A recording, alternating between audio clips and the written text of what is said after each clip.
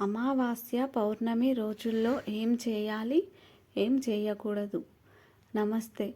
ఈరోజు మన వీడియోలో ప్రతి నెల వచ్చే అమావాస్య మరియు పౌర్ణమి తిథుల గురించి వివరంగా తెలుసుకుందాం.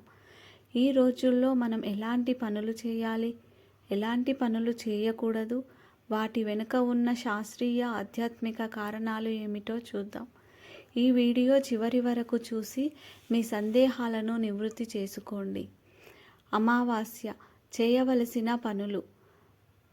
పితృతర్పణాలు. అమావాస్యను పితృదేవతలకు చాలా ముఖ్యమైన రోజుగా భావిస్తారు. ఈ రోజున పవిత్ర నదుల్లో స్నానం చేసి పితృదేవతలను తర్పణాలు, నువ్వులు నీళ్లు కలిపి వదలడం ఇవ్వడం వల్ల వారి ఆశీస్సులు లభిస్తాయి. నదికి వెళ్ళలేని వారు ఇంట్లోనే తలస్నానం చేసి పితృదేవతలను స్మరించుకొని పూజలు చేయవచ్చు. మౌనవ్రతం.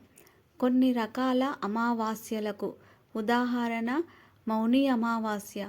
మౌనవ్రతం పాటించడం చాలా మంచిదని చెప్తారు.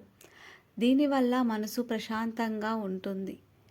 దాన ధర్మాలు. ఈ రోజున పేదలకు, బ్రాహ్మణులకు అన్నదానం, వస్త్రదానం చేయడం వల్ల మంచి ఫలితాలు వస్తాయి. పితృదేవతల పేరు మీద దానం చేయడం వల్ల వారికి శాంతి కలుగుతుందని నమ్మకం. పితృపూజ. ఇంటి పెద్దలు ఈ రోజున పితృదేవతలను స్మరించుకొని పూజలు, జపాలు, తపస్సు చేయడం శ్రేయస్కరం. శివపూజ.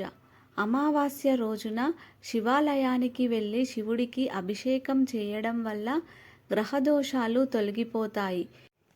కాలభైరవుడిని కూడా పూజించడం మంచిది. అమావాస్య చేయకూడని పనులు, శుభకార్యాలు. పెళ్ళిళ్ళు, గృహప్రవేశాలు, నామకరణం వంటి శుభకార్యాలు అమావాస్య రోజున ప్రారంభించకూడదు. కొత్త వ్యాపారాలు లేదా ముఖ్యమైన పనులు ప్రారంభించడానికి కూడా ఈరోజు మంచిది కాదు. నూనె మర్దన.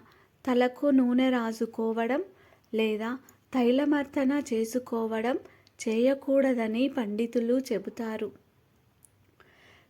క్షురకర్మలు.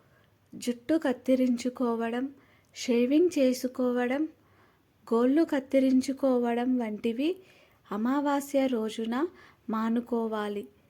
ప్రయాణాలు. ముఖ్యంగా రాత్రిపూట ప్రయాణాలు చేయకపోవడం మంచిది. అమావాస్య రోజు ప్రతికూల శక్తులు ఎక్కువగా ఉంటాయని నమ్మకం. కొత్త వస్తువులు కొనడం. కొత్త బట్టలు, కొత్త వాహనాలు, ఆభరణాలు వంటివి కొనుగోలు చేయడానికి ఈరోజు మంచిది కాదు. మాంసాహారం, మద్యం. ఈ రోజున సాత్విక ఆహారం తీసుకోవాలి. మాంసాహారం, మద్యం సేవించడం పూర్తిగా మానుకోవాలి. పౌర్ణమి చేయవలసిన పనులు. లక్ష్మీ పూజ. పౌర్ణమి రోజున శ్రీ మహాలక్ష్మిని పూజించడం వల్ల ఐశ్వర్యం, సుఖ సంతోషాలు కలుగుతాయి.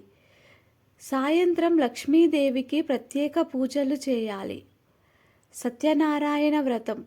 పౌర్ణమి రోజున సత్యనారాయణ వ్రతం ఆచరించడం వల్ల కుటుంబంలో శాంతి, శ్రేయస్సు లభిస్తాయి. చంద్రదర్శనం, జపం.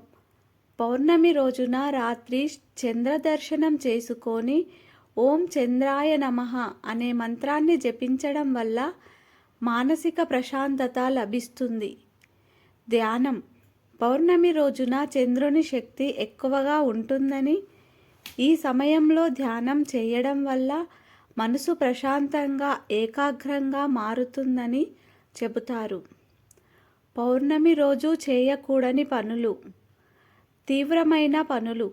పౌర్ణమి రోజున మానసిక స్థితిలో మార్పులు ఉండవచ్చని, అందుకే కోపం, ఆవేశం వంటి వాటికి దూరంగా ఉండాలి. అశుభ పనులు.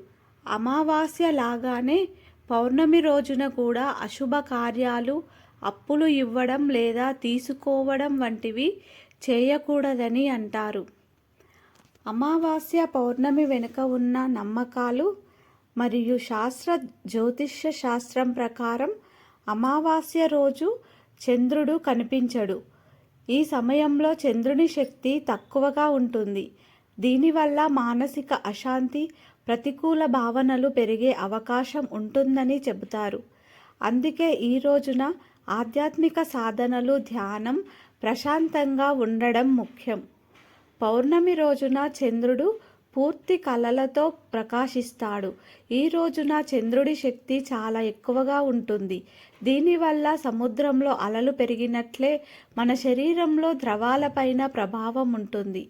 అందుకే పౌర్ణమి నాడు ధ్యానం, యోగా వంటివి చేయడం వల్ల మనసుపై సానుకూల ప్రభావం ఉంటుంది. చూశారు కదా, అమావాస్య, పౌర్ణమి రోజుల్లో మనం పాటించాల్సిన నియమాలు, నమ్మకాలు. ఈ నియమాలను పాటించడం వల్ల మన జీవితంలో మంచి మార్పులు వస్తాయని, దేవతల ఆశీస్సులు లభిస్తాయని పెద్దలు చెప్తారు. ఈ వీడియో మీకు నచ్చితే లైక్ చేసి మీ స్నేహితులతో షేర్ చేసుకోండి. మళ్ళీ మరో మంచి వీడియోతో కలుద్దాం. నమస్కారం.